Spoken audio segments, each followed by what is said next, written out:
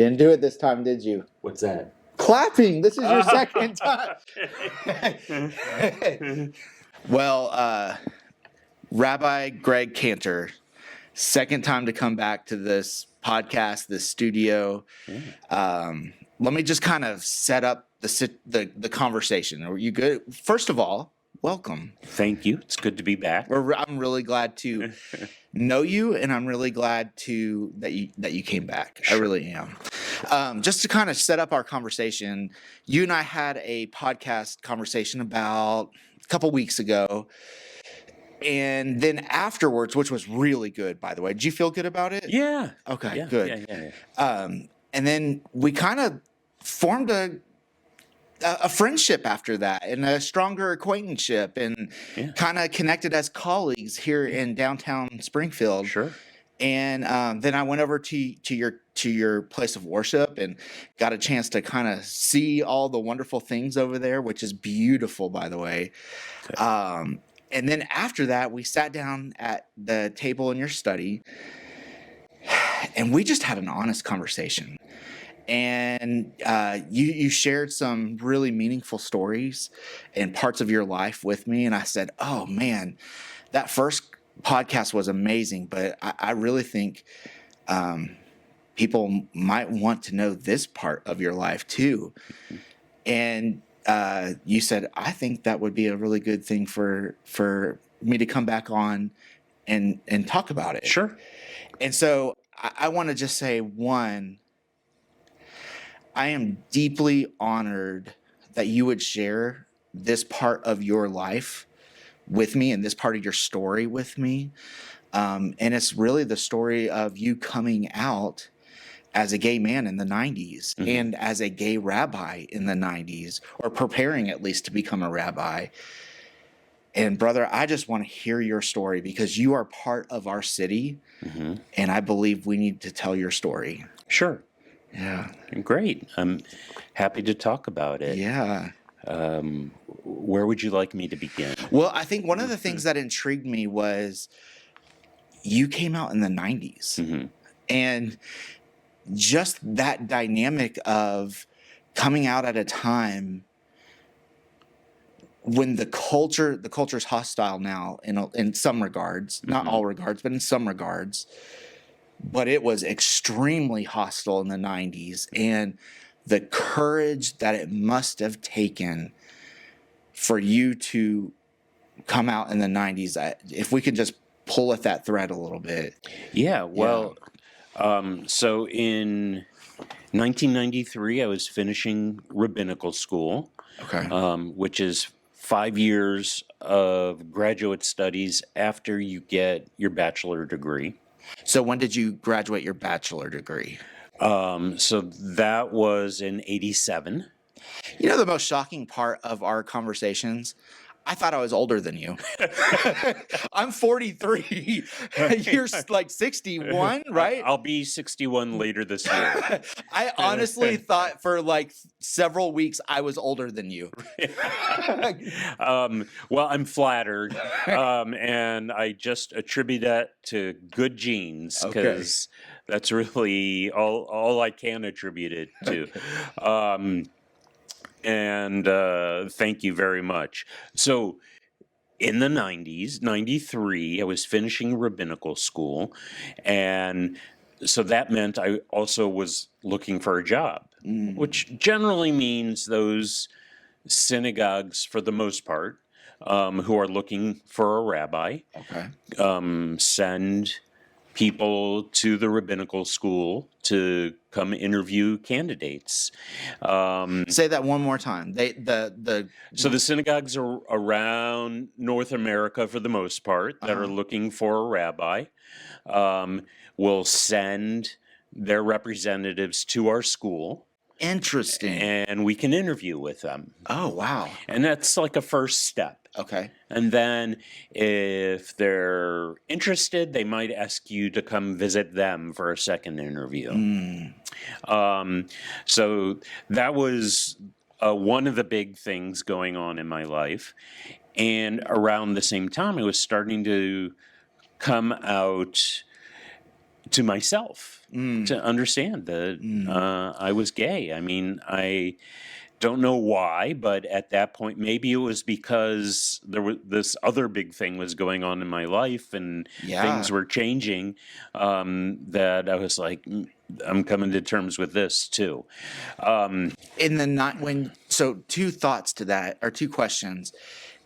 Was this something you were wrestling with in your undergrad? No. Okay. No, I just really didn't think about it much. Okay. As an undergrad, and it felt like all of a sudden I was thinking about it and realizing this about myself. And so, while on the one hand I'm looking for a job for the first step in my career, I was also trying to come to terms with this and understand what it was and what it meant. So I was in rabbinical school in Cincinnati, Ohio at the time. And I looked around for any information on this. I looked for other out rabbis. There was a handful of them.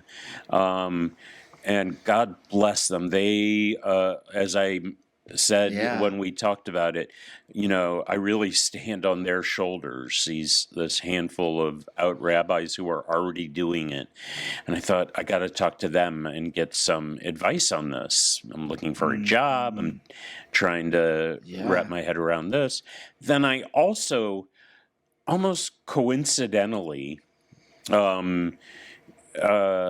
found that at the University of Cincinnati, which is right across the street from our rabbinical school, walking distance, literally, there was they were posting signs for a coming out support group At the University of Cincinnati. At the university, okay. So they had a psych department, and one of their that's pretty bold in the early 90s for an institution to do that, no? Or is that... Well, it felt like, a relief to me. Ooh. Like, good. What a there's human answer. Like, good. There's support out there, and because, I was careful who I told and who I talked to. When I found this group, I thought, great, but I was in my late 20s at the time. I thought, I'm going to be the oldest guy in this group, and it turns out I was one of the youngest in the group. I mean, and there were wonderful people in that group. It was so helpful and eye-opening to me that there were people who I think were out to everybody in their life except for maybe their mom, and that's why they joined the group. And everybody had a little bit of a different reason, and they were different ages, and I felt like it was so good to have other people to talk about this stuff with. Absolutely. Were you talking about it with anyone in your family at this time? No. No, I wasn't. This was like the really early stages. I mean, I hadn't dated anybody. I didn't really have close LGBT friends.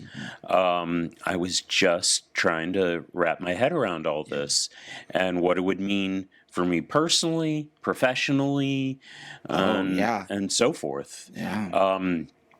So the group was great to sort of talk these things through. And then I called all the out rabbis that I could find. Again, I could count them on one hand. And to a person, they all said to me, I'm not going to give you advice, but I will tell you what my experience was. And they also all told me that they were not out when they interviewed for jobs. So they were at a job, and then then that process happened. They came out while they were working there, and they didn't tell me that as a recommendation for me. They just said, that was their story. this is my story. Yeah. And so most of them kept their jobs, but it became dicey maybe for a moment while their boards sort of worked through what is this going to mean for us. Right. Some of them started entirely new steps in their career where they founded a completely new congregation that was going to be good and open about it. Okay. And left the place where they might have been when they first came out. Wow.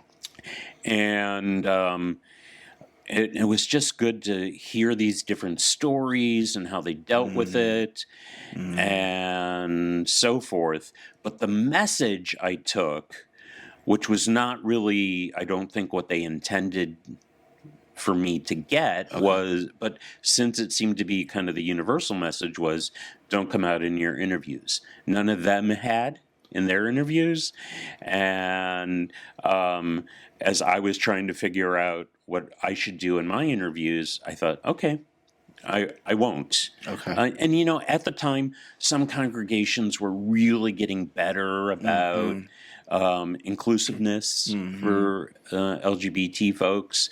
And I thought, I'll find those congregations and, try to place myself in one of those. Yeah. And so I didn't come out in my interviews. Okay. And I didn't come out when I got my first job. And you knew at that point, like you knew this was already, I knew, solidified I knew part this of your about life. myself. I knew this was who I was. I still didn't have a social life. Okay.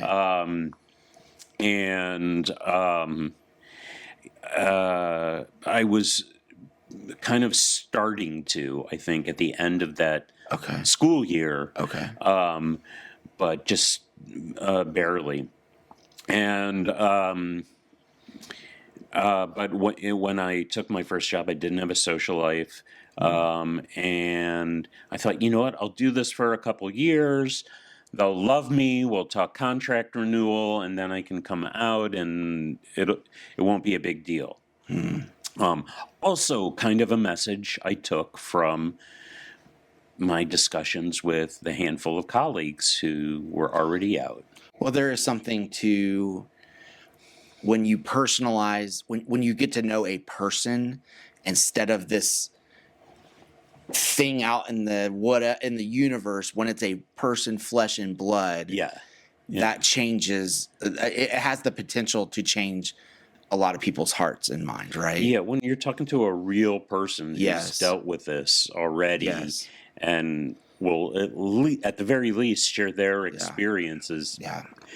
It can kind of, That's one of my big frustrations with people that I have known throughout my life is that we'll see people, their son or their cousin or their neighbor comes out, like, so they'll take this hardline position saying, this is not appropriate. We're anti-LBGTQ, A++, I think. We're anti this. And then someone they know comes out, and then all of a sudden it's like, oh man, we're now for them. And I love the transformation of the grace towards people, but I'm like, could you not have done that for the community beforehand, before it was personalized? Right. But I think the point is once it's personalized, it does really shape a family's perspective. Sure. And that's what you're saying, and that the hope was for this congregation. Absolutely. Yeah. Absolutely. And so I had moved into my new town where I was working, and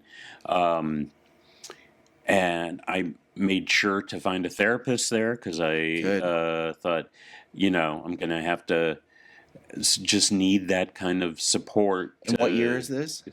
93. 93. Okay, so you took the first job in 93. That job. Okay. And that was good support that I had. And I had, again, intentionally no social life that was related to anything LGBT.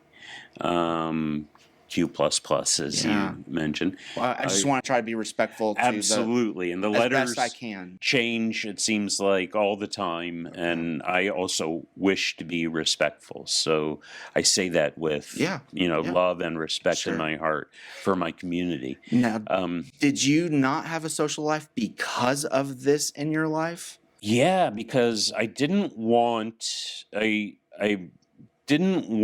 be outed. I wanted to come out on my terms. I knew it would be in my future. I thought it would be a couple years down the road. And so you put up walls. But I didn't want someone to say to a colleague or a board member, hey, I saw Rabbi Kanter at this club that's for, like a gay bar or something like that. Or this party where most of the people there were also LGBT or whatever. I wanted it to be on my terms, my coming out. So I really didn't have much of a social life at all. And that's hard. What does that do to you years later, where those formative years in your 20s, you put up walls, you push people away out of fear of being exposed? I mean, I my heart is very tender to you in this moment, because that. So I can tell you exactly what it did to me.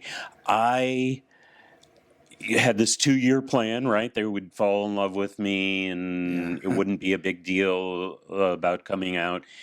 2 months in, I was miserable. And I thought, I got to come out now and let the chips fall wherever they may. They may decide not to keep me as their rabbi. They may say horrible things, but I hadn't done anything horrible, so I could live with all of that. I just couldn't live with being a rabbi. You're supposed to be a leader of people and teach values about being true to yourself and honest and so forth. And I was like, no, this, and I need to come out now. And so I knew, again, still not wanting someone else to out me, I had to go to the senior rabbi. I was at a huge congregation that at the time I was the fourth of 4 rabbis on their staff. Oh, wow. So I went to the senior rabbi, who was in charge of our professional team, and came out to him first. Okay. And then to how was that experience? What was that like? It was mixed. Was it a safe harbor? It felt not entirely safe. But again, I had prepared myself for whatever their response is. I will live and I will move forward. But we have to first, let you have to walk through that moment. Live my truth and speak my truth. So it was mostly pretty good. Okay. But my senior rabbi wanted to sort of take charge of telling other people in our professional circle. Yeah. So I said, how did that make you feel? Because that's your truth. Right. And so I figured I want to keep my job. So I'll let the senior rabbi lead on this. Okay. And then I also knew, as part of my plan, that I would be talking to my family and other friends more about it. Okay. So as he widened the circle, then I would also widen the circle with my close friends. Okay. I had, a couple friends I had talked to when I was still in school. Right. Close friends who I really trusted with personal information. But as you probably know, when you do what we do, if you have a weird dream and talk about it, the next day everybody said, I heard about your weird dream. I mean, word gets out, right? Yeah, word gets out. And so people talk. And so I was also preparing myself for that, knowing that at a certain point, I no longer would have control over it. People would tell their version of the story, which may not be 100% true. And how did that make you feel when for so long you had control and then all of a sudden you have no control? Well, I had some control. Okay, you did have some control. That's right. Yeah. Well, you lessened the control was lessened. Right. As soon as you speak your truth, man, it gets out there, it gets changed and altered a little, and that's So true true. all the time. I've been interviewed by, media several times, and then I read the story when it gets printed or produced, and I'm like, 90%, that's pretty good. Yeah. That's true. That's really true.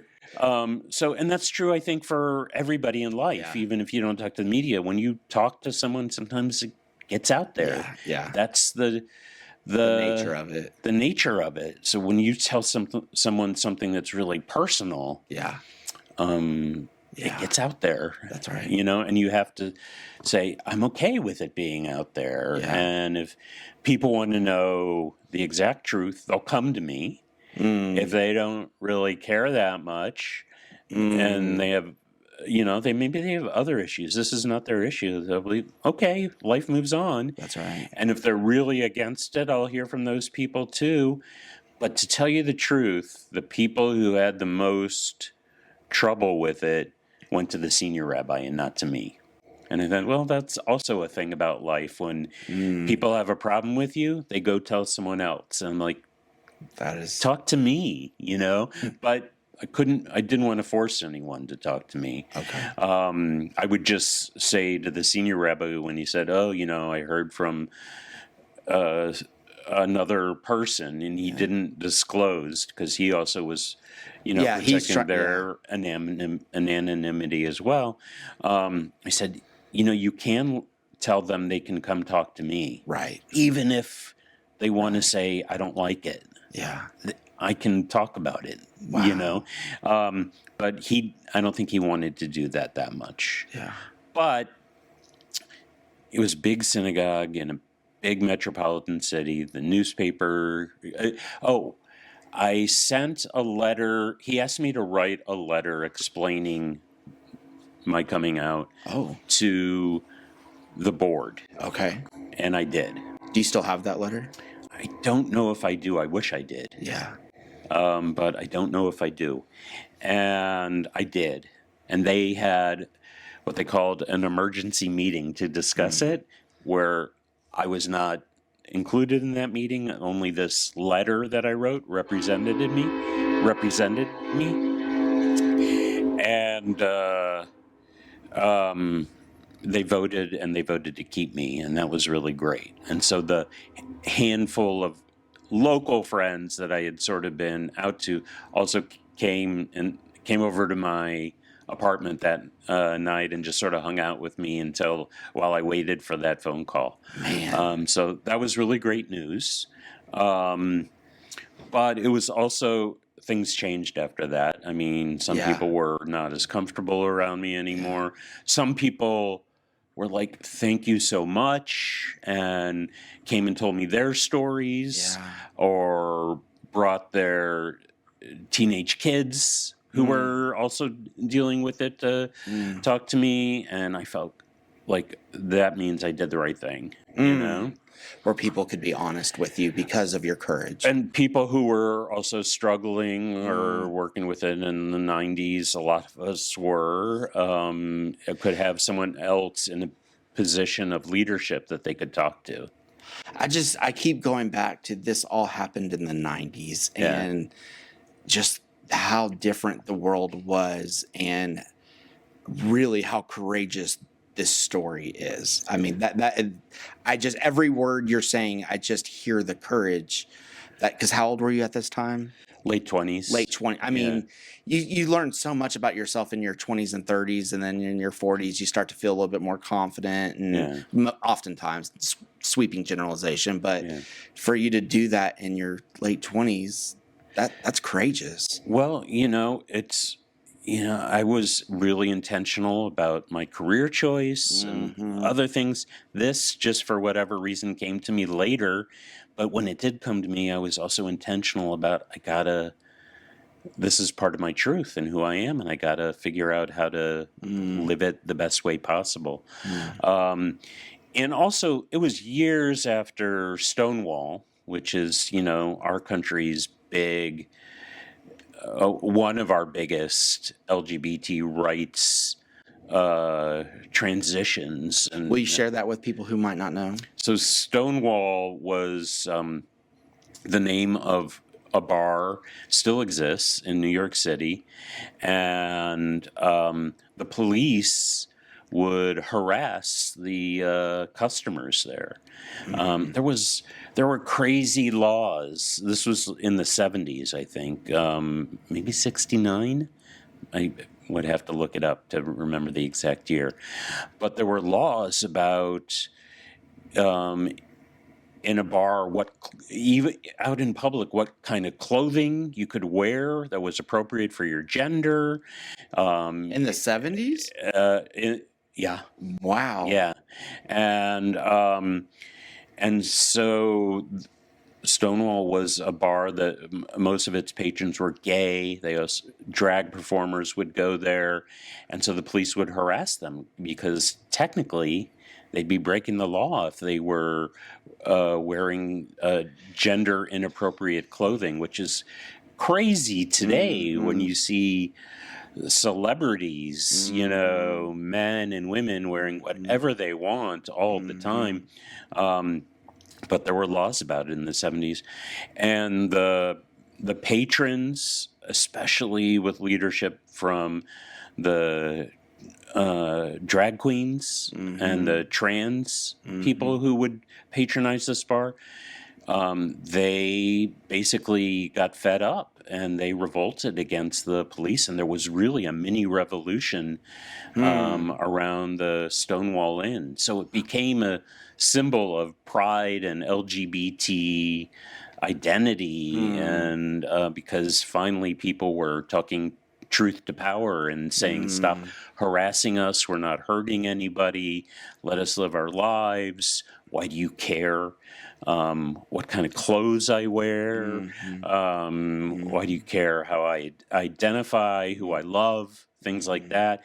And so Stonewall wasn't the only major transition. There was all kinds of things throughout history when we look closer and closer that really started to move the needle.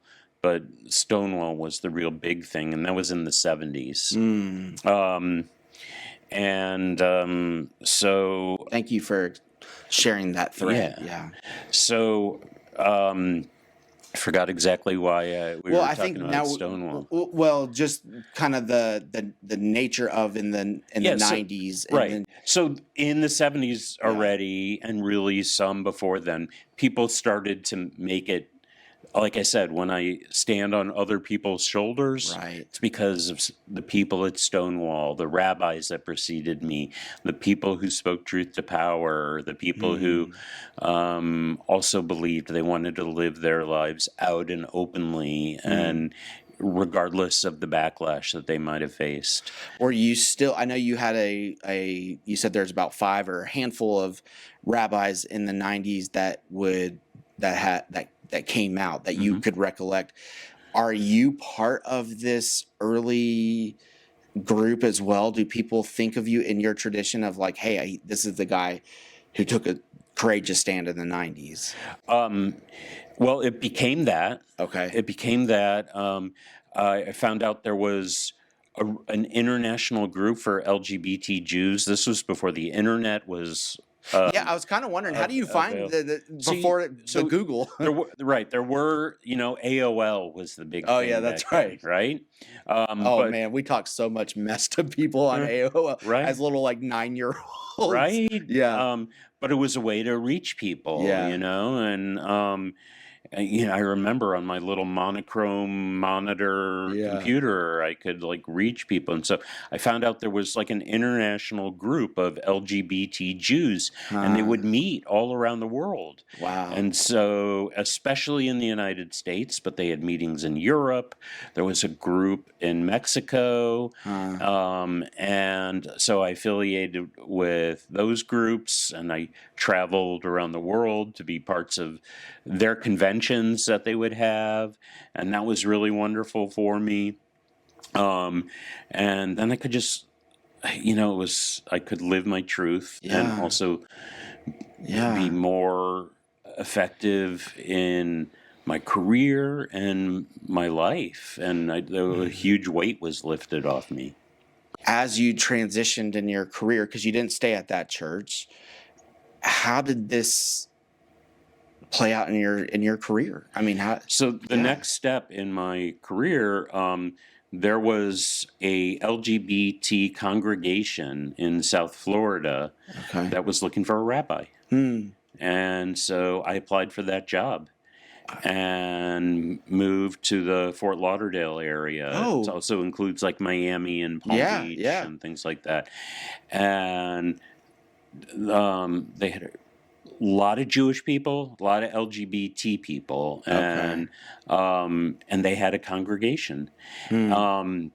They weren't quite getting off the ground. They were maintaining. And I said, look, I'm looking for a full-time job. They were offering part-time, and they said, if you come here and you can build a congregation, it'll become a full-time job. And I said, okay, let's dance, And I bet you that is massive now, because that area is just booming with real estate. Yeah. And then there were other congregations slowly, year after year, that were, and more students were out when they were interviewing for jobs. It was, the internet was booming.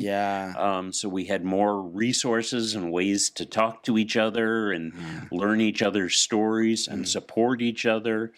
And the world just became a much better place, especially for LGBT people.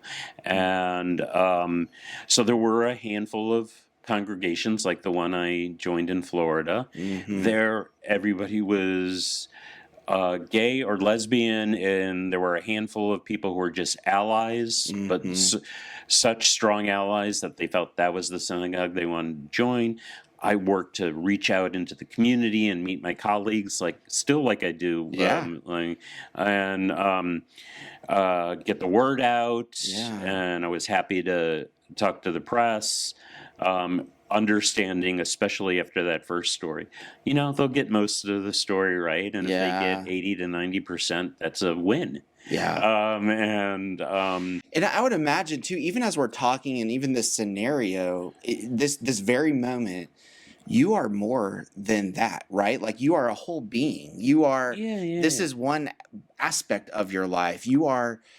Does that thought ever cross your mind? Did that thought cross your mind at that time? Like, hey, I might like playing chess, or there's these other sides of me. Yeah, absolutely. And I knew that, and I was learning this in my own coming out, that, every aspect of, a clergy person's life bleeds into your professional life as well. If you love playing chess, I love playing pickleball, and I talk about it often. Right? Yeah. It comes up in your remarks. As cool as that is, I love playing pickleball. I'm the pickleball president. And in that support group, I remember telling people, the other people in the group, my 2-year plan. And they said, someone in the group, so wise, and it still sticks with me today, said, do the other rabbis talk about their personal lives ever? And they knew the answer was, of course they do. They talk about their spouse, their kids, and so forth. And I was like, oh, wow, and so it's hard to minister to people without sharing your life. I mean, right? It would be hard to. So now I'm married. I have kids, and all those aspects of my life. You have a congregation that loves you. I have a congregation that Full things have stop. changed so much that after that experience in the 90s and coming out, I made a promise to myself. I was never going to interview for a job and have them say, we want you to come out to visit us without them knowing this. It was like, it doesn't always come up in conversation, but if they're going to send me airfare to come fly out and have a second interview with them, I need to tell them this first, because if it's a problem, I want to know before they pay for a plane ticket. Absolutely. And there were places, and to prevent you from, it's just good business to get right, to try your best. And it's an interview, so it's really hard to share everything, but like to say, hey, this is who I am. You're going to accept my whole me, or you're not going to accept. Right. You don't get part of me without accepting all of me. Right. And also, it was like saying, and because times were different back then, I was saying to myself, if this is going to be a problem for us, let's just skip That's so it. true. That's so true. Do you, and I'll That's so do true. me. And I knew the world was getting to be a better place, and I'd figure it out, and they would figure it out. And now the world has changed so much. It's changed a lot. I came back from a conference about Jewish music over this weekend. And there were so many out LGBT Jewish people there. Some were clergy, some were just interested in Jewish music. And it was just like, wow, I just get to... Was it marketed as a pro LBGTQ conference, or was it just happened that people that are in the Jewish leadership they all just were there, or not all of them were there, but a large segment was there that weekend? There were enough that it was very identifiable. Okay. And now, the trans community is really working on their visibility, and there were visibly trans people there. There were out gay and lesbian people there. And it was, and I don't know if they marketed it for our community, but there were plenty there. Just because the world has changed so much, and you can do that, and you can be out. And there was a cohort of Jewish people of color, which I was really happy to see. My own family were mixed races, and so I love and support that. And it just was like really, diversity was not Diversity advertised, but it was supported. Diversity is a strength in all religion, in all faith traditions. I think diversity is a strength. What would you want people to know about your story of coming out? What I took away is how courageous you are. What would you want somebody to know about your journey? I would want people to know that everybody's journey is different.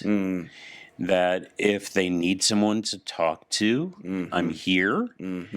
And it's my job to be confidential with people, as it is yours. So people can share whatever they want with me, and their story doesn't have to be exactly like mine. But I'm here for it. And that, it's an aspect of my life. While everything doesn't revolve around it. That's right. Everything touches it and relates to it. And sometimes it's really highlighted. And sometimes it's just there in the background. And sometimes I'm just thinking about the words to a new song I'm learning to lead for the congregation, or what my sermon's going to be next Sunday that may or may not have anything to do with that. What your sermon will be, and then what mine will be, because I just go on y'all's YouTube and just get the transcript, and then I do it on Sunday. So it only takes me 5 minutes. Well, that's the beauty of the internet having grown so much is that we can I'm joking, but I'm being totally facetious. Well, the truth is we can look for inspiration out there. It's out there, Everybody records, everybody broadcasts on YouTube or somewhere where other people can watch it as it's happening or watch a recording of it later on. And so we all get those moments where like, what am I going to say this Sunday or this Friday or whatever it is?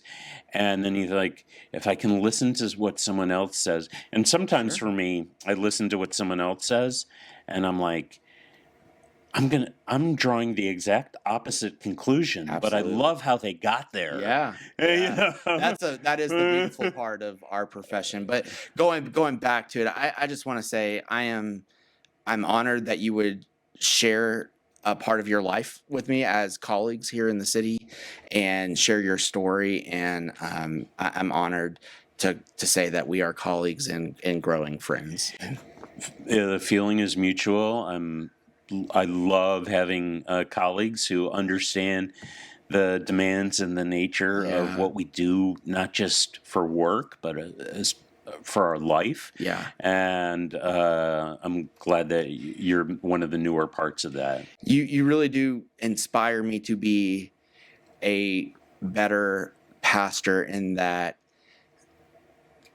just the care you have for people. I mean, I love people, but like I think that is your DNA too, is your care for people. Like that emanates off just your person. And so I just love being around that because it reminds me of how special it is when that's the thing that oozes out of you. And so, well, I've learned, as a Jewish person, there are strikes against you before a person even knows who you are in this world. It's just the nature of the world we live in. As a gay person, there are strikes against you. But living your truth can overcome all those things and make your life so much better. And I'm happy to be able to share it on this platform and with anybody else who wants to hear the story. Thank you, Rabbi. You're welcome. No, we don't shake hands. We do that. Thank you. You're very welcome. Very courageous.